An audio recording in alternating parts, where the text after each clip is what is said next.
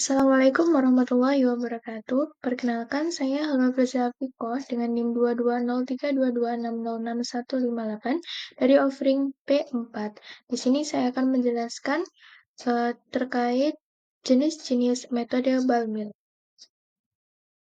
Sebelum ke jenis-jenis ball milling sendiri, kita terlebih dahulu harus mengetahui apa sih ball milling itu. Jadi ball milling adalah proses penggilingan material menggunakan bola-bola penggiling dalam suatu drum yang berputar. Untuk ball mill sendiri itu sudah digunakan di berbagai industri dan juga penelitian. Dan prinsip dasar dari ball mill sendiri itu menghasilkan tumbukan antara bola-bola penggiling dan material yang digiling.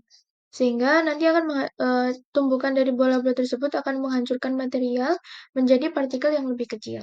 Untuk faktor-faktor yang mempengaruhi hasil akhir atau ukuran partikel yang dihasilkan, itu antara lain ada kecepatan putaran, ukuran bola penggiling, dan waktu penggilingan, dan tentu saja tergantung pada jenis ball mill-nya sendiri.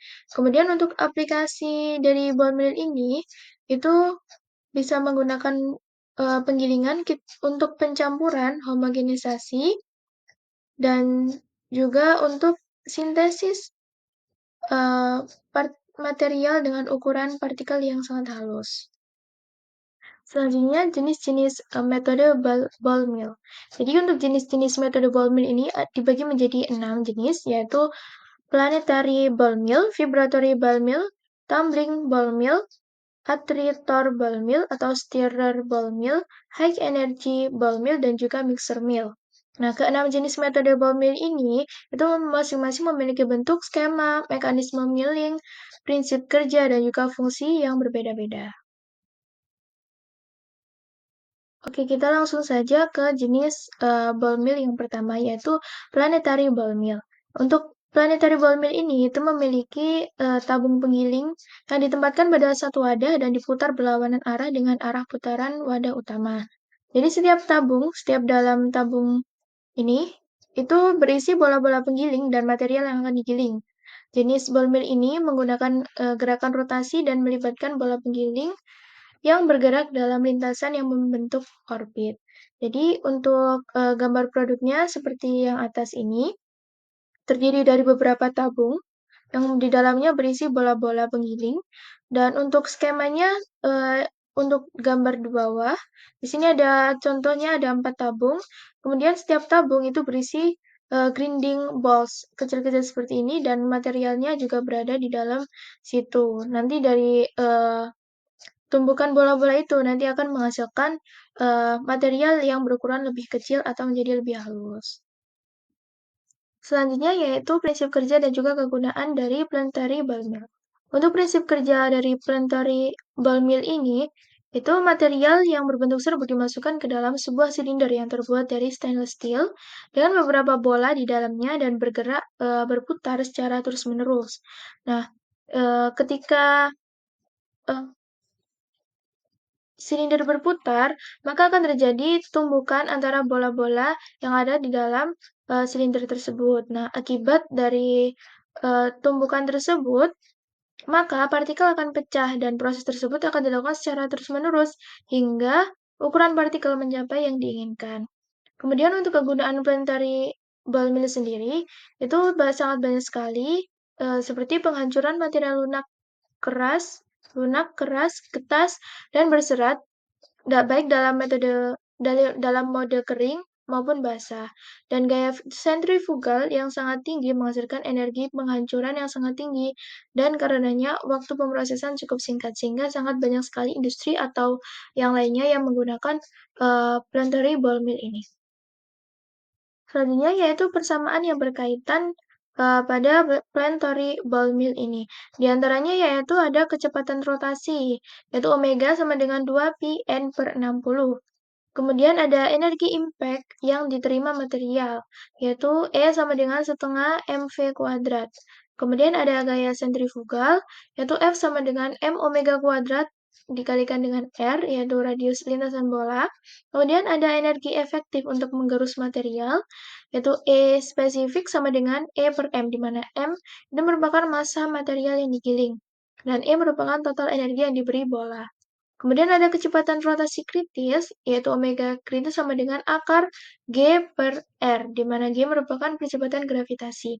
Kemudian ada rasio kecepatan planetary mil, yaitu K sama dengan omega planet per omega wadah, yaitu rasio antara kecepatan putaran wadah dan planet. Nah, jenis metode ball mill yang kedua yaitu vibratory ball mill. Vibratory ball mill sendiri itu menggunakan prinsip getaran atau menggetarkan bola-bola penggiling. Tabung penggiling dipasang pada mesin yang akan menggetarkan atau mengayunkan tabung tersebut dengan kecepatan tertentu. Nah, getaran frekuensi tinggi akan menghasilkan tumbukan antar bola dan material. Nah, untuk gambar dari vibratory ball mill sendiri ada di bagian bawah. Dan untuk skema vibratory ball mill ada di gambar yang berada di atas. Yaitu di mana di sana ada sebuah tabung besar. Nah, di situ nanti akan ada vibration atau getaran yang menggerakkan bola-bola yang ada di dalamnya. Kemudian untuk prinsip kerja dari vibratory ball mill, yaitu ruang penggilingan berisi bola-bola penggiling yang digetarkan pada frekuensi tinggi. Getaran tersebut menyebabkan bola-bola penggiling dan materi yang ada di dalam ruang penggilingan bergerak dan bertumbukan satu sama lain secara terus-menerus. Nah, tumbukan inilah yang menyebabkan material hancur menjadi partikel yang berukuran lebih kecil atau menjadi lebih halus. Kekuatan getaran dan durasi proses penggilingan sangat mempengaruhi hasil akhir dari ukuran partikel. Kemudian untuk kegunaan vibratory ball mill itu ada antara lain ada pengolahan material serbuk, industri farmasi, industri kimia, penelitian nanomaterial, dan lain-lain.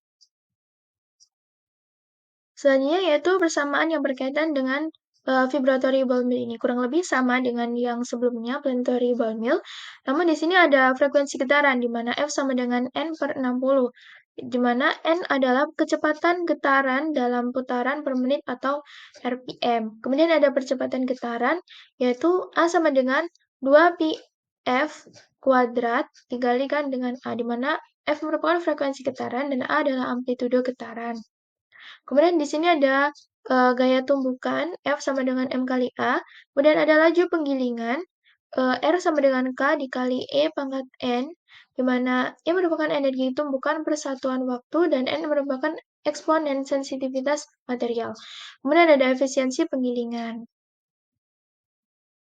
Nah, jenis metode ball mill yang ketiga yaitu ada tumbling ball mill.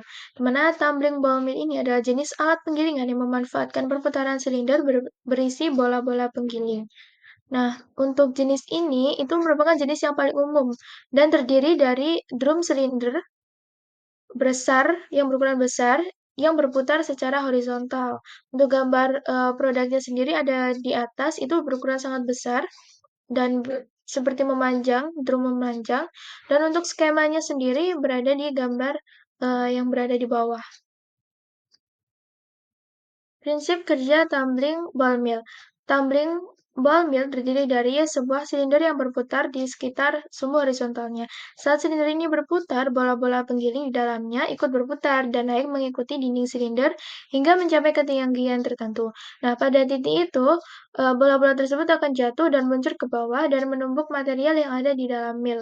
Dan gaya gesekan di antara bola-bola dan material juga membantu dalam penggilingan. Proses ini menyebabkan material menjadi lebih halus.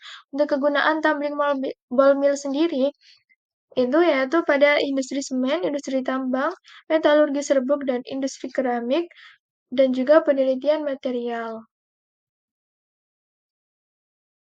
Untuk persamaan yang berkaitan pada tumbling ball mill ini ada critical speed, yaitu N sama dengan 42,3 akar R min R per G, di mana R besar itu merupakan jari-jari silinder dan R kecil merupakan jari-jari bola. Kemudian ada energi impact, kemudian ada laju penggilingan dan juga daya yang dibutuhkan, yaitu P sama dengan 2 pi N kali T per 60, di mana N merupakan kecepatan rotasi dan T merupakan torsi.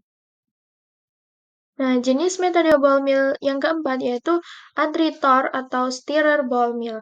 Attritor atau stirrer ball mill adalah alat penggilingan yang memanfaatkan pengadukan bola-bola penggiling di dalam ruang penggilingan yang berisi material yang digiling menjadi partikel lebih kecil atau berukuran nano. Atti, Titerator ball mill memiliki pengaduk yang terus-menerus mengaduk bola-bola penggiling dan material di dalam wadah. Untuk gambar produk berada di bagian atas dan kemudian untuk skemanya itu digambarkan pada yang bagian bawah. Di mana di situ terdapat banyak sekali bola dan itu bergerak memutar seperti kita uh, sedang mengaduk itu.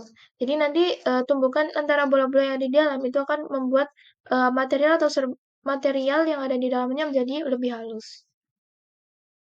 Untuk prinsip kerja tritor ball mill sendiri, yaitu pada tritor ball mill, bola-bola penggiling berada di dalam ruang penggilingan yang berisi material.